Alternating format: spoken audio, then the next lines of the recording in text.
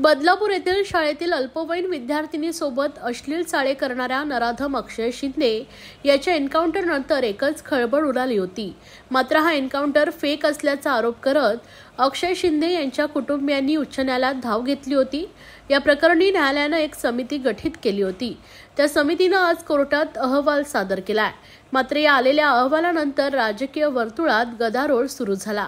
या प्रकरणी राष्ट्रवादी शरदचंद्र पवार पक्षाचे आमदार डॉक्टर जितेंद्र आव्हाड यांनी देखील तत्कालीन राज्य सरकारवर सडकून टीका केली आहे। यावेळी आव्हाड काय म्हणालेत पाहूयात। तो एन्काउंटर हा खोटा होता, तो 10वीतला पोरगाही सांगू शकत होता।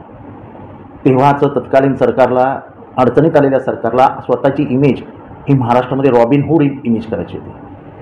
त्यांचा आदर्श कोणी मला माहीत नाही, पण कायद्याचं राज्य असलेल्या महाराष्ट्रामध्ये न्यायाने निर्णय देण्याच्या आधीच न्याय द्यायचा ही नवीन पद्धती सुरू करण्याची जी काही ओढ लागली आहे महाराष्ट्रामध्ये,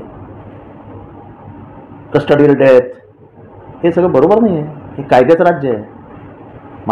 मी आभार मानतो न्यायालयाचे की तिथनं तरी याचा न्याय मिळेल। कारण का मी 7-8 वर्षामध्ये बघतोय ठाणे पोलीस हे फक्त राजकीय हस्तक म्हणून काम करतात। आणि खास करून ठाणे पोलीस, माझा हे मार्क करा, खास करून ठाणे पोलीस म्हणजे अगदी मर्डरचा आरोपी सुद्धा सोडवण्यापर्यंत मजल गेली ठाणे पोलिसांची।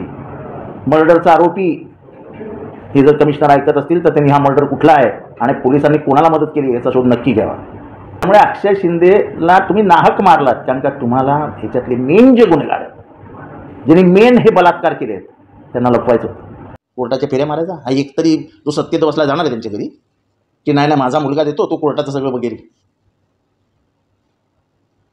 फॉरेन्सिक टीमने एक अहवाल सादर केलाय, त्यामध्ये त्या बंदुकीवर अक्षय शिंदेचे फिंगरप्रिंट ठसे जे आहेत ते दिसत नाहीयेत। अरे सगळंच खोटं रचलं होतं। खोटं करतं कुठे ना कुठे एवढं राहतच ना। बाकी हे फायरिंग कुठे झालं, ही गाडी कुठे थांबली, सगळं खोटं।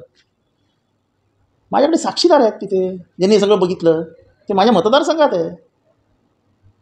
पण सध्या बोलायचं नाही ना, कारण का बोललं की बालिश आहे, असं आहे तसं आहे अशी हेटाळणी करून टोलून टाकायचं। पण आमचा एकही आरोप खोटा ठरणार नाही, गॅरंटी घ्या आमच्याकडनं। कसला जातीवाद करता त्या ह्याच्या कोणतो सैफ अली खानकडनं पकडून देणारा हा माझा कार्यकर्ता आहे।